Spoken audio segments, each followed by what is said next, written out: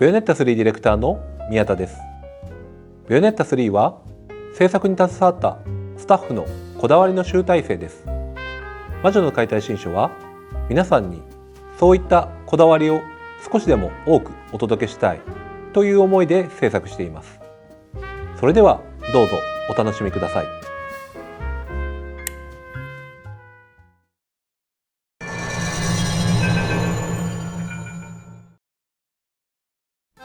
どうもこんにちは。ベヨネッタ3でリードフェイシャルアニメーターを務めさせていただきましたセンガンです。私の方からは今作のフェイシャル表現についてお話をさせていただきます。ベヨネッタ3に登場する主要キャラクターの頭部モデルは実在の人のフォトスキャンをベースに作られているため、かなり造形がリアル寄りです。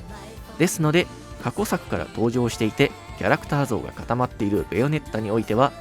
リアル寄りな顔でどれだけこのキャラクターはベヨネッタであるという絵を作れるかにこだわりました。髪型も過去作とは違うので、普通に表情をつけるだけでは過去作とのベヨネッタのイメージになかなかつながらず苦労したポイントでもあります。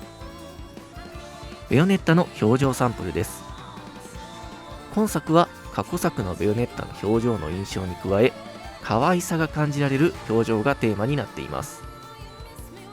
この可愛さという要素を入れつつも、過去作から続くベヨネッタの印象を崩さないような表情を作るよう心がけました。このベヨネッタの魅力的な表情の印象を余すことなく伝えるため、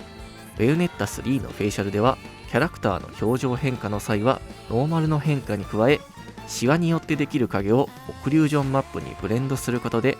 表情変化がしっかりと画面に現れるように工夫しています。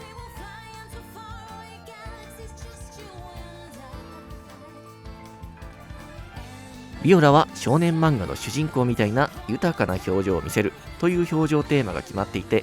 笑ったり泣いたり怒ったりと場面によって様々な表情を見せてくれる表情豊かなキャラクターです。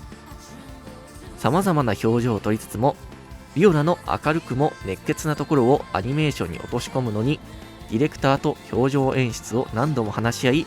ようやくビオラらしい表情アニメーションが固まったのは、実は開発も終盤の頃だったりします。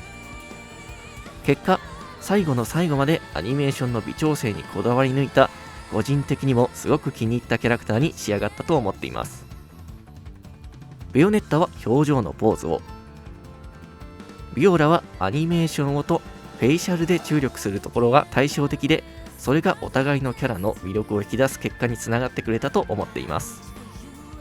魅力的なキャラクターたちが織りなすベヨネッタ3という物語をぜひ楽しんでください。